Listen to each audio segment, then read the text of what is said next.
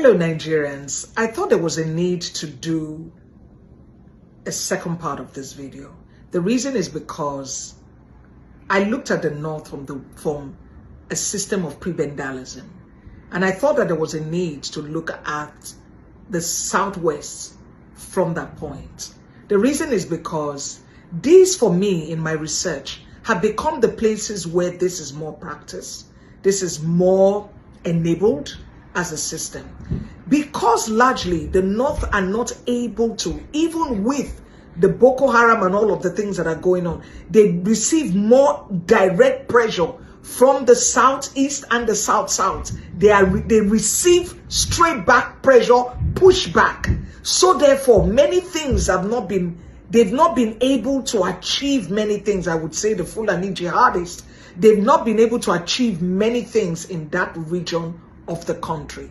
But let us look at prebendalism from the Southwest, my region of the country, and let's compare it to prebendalism in the northern part. Is it really playing in the South? Join me and let us look at this together. It is a pattern, and truly it is playing. When a region is taught to fear competition, I said it in my last video, it will always choose control. Take this on this journey with me and begin to think through it. Let's go.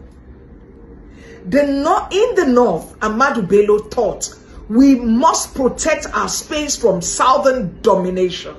In the West, Awolowo's experience taught many Yorubas we must never again lose out to others. We must own our own. Before I go on this conversation, when Awolowo lost the elections of 1959, it became very strong that he needed to go back to the West and regroup the ACNC party and the ACN party, and they regrouped and said, never again will they lose to others. We must own our own. Let's look at how that played out as a posture for Awolowo and the Western region of Nigeria. Both regions do not build fair systems, built strong fences. Nigeria did not build a level playing field. It built many fence compounds. Let's see how Nigeria did that. I would say that this is truly from my vantage point. Awolowo lost nationally, but built a powerful regional machine in the West. After losing, many Yoruba elites doubled down on control Western institutions, use regional power to compensate for national losses. All of this played just truly, largely after the 1959 election. What does prebendalism look like in the Western part of our country, Nigeria? What does it mean truly? Western offices, boards, and agencies became slots to feed Yoruba networks. Economic structures, that of the Cocoa Boards, the WNDC, later Lagos institutions, became tools of economic and partisan control. Partisan control. You can say, I would say, Awolowo gave the West education and welfare, no doubt. In fact, it was said to us in our generation that our fathers had food stamps in their universities, in schools. But of course, by the time it came to our generation, none of that existed. Tell me if it existed in your generation, write it down. But I know, in my generation, never existed anymore. These men pulled the Nigeria to the ground because that's how they feed on the Nigeria state. Make sure it doesn't work.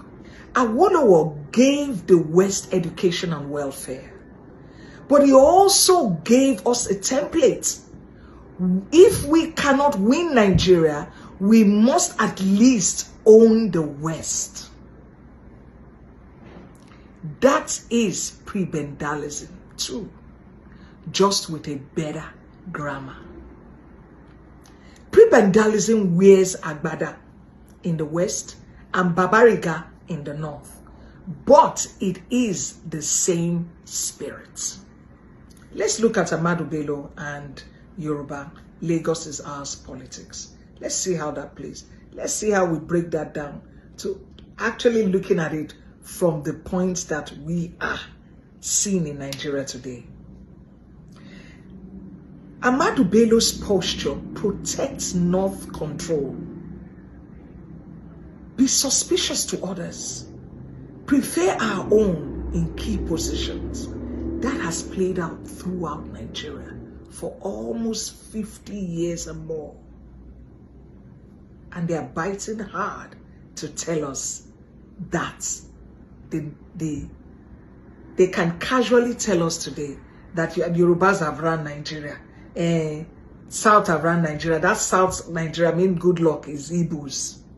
That we have only, and they begin to use their calculator to postulate how many years they have run. And they throw the rest years that they've run before with the military rule. Check how it plays out. With the military rule that has always been the Northerners, they've run Nigeria. They throw it out so casually that it doesn't exist. Just like my Yoruba people threw out so casually like a military retired man, Obasanjo, did not rule. I hope you are seeing the spirit these two regions operating. Today in Lagos and in the West, you hear Lagos is Yoruba alone. Others are tenants, not stakeholders. Cultural events and traditional institutes used to signal ownership, delegitimize non-Yoruba political actors. The other day in my video, I put up a guy that is from another part of the country, I think, who ran and won under LP in, I think, at axis around Ajao Estate and all them places. And they are dragging him all over the place. Forgetting, truly, that at some point, Lagos was the capital of Nigeria. So it means, therefore, it's not a no man's land, but it is everybody who has a stake in Nigeria, have a stake in Lagos State. What they not did with Ahmadu Bello, teaching its people to fear and resist Southern competition, the West is now doing with Lagos, teaching Yoruba people to see non-Yoruba residents as guests, not as co-owners or co-stakeholders or even partners in the building of the Lagos into a mega city. Deep cultural festivals, royal events, and traditional titles are being weaponized as political tools to say, this place is ours. You can live here, but you cannot truly belong. This is what the APC floated in 2023 after the elections, before and after the elections. When culture becomes a voter suppression tool, it stops being heritage and becomes strategy.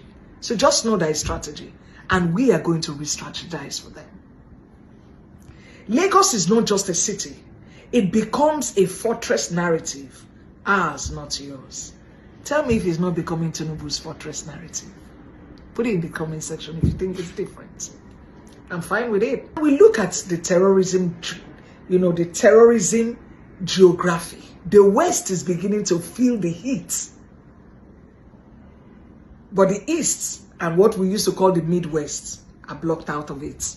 Because, like I said in my last video, the pressure to push back across all their forest and in the Southeast is stronger. Terrorists and bandits have moved down west. Of course, Ilorin, Oyo, Owo, Ondo, major parts, Ogbomoso now, as we see, and even Lagos axis. They have struggled to penetrate the old eastern region and the Midwest, what we call the Niger Delta and all them places, in the same way, where local communities and network often push back harder and faster and faster.